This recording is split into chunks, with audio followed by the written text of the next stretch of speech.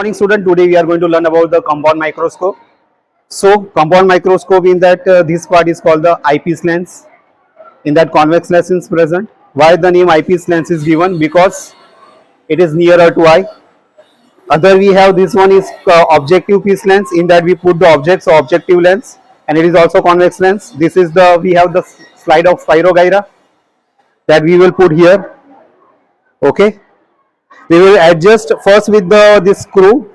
This is the adjustment screw, and this is the very small scale we can adjust that. Down we have the concave mirror. The concave mirror is used to focus the light.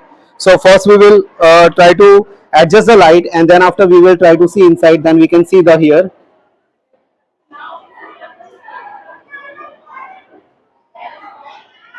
Spirogyra. Okay. One by one say.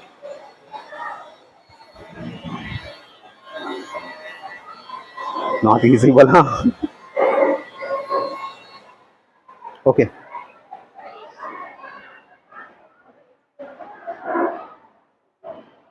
You have to look at it in such a way that there are no body part is touched with it. Okay. Green color pencils are there. Okay. Thank you so much.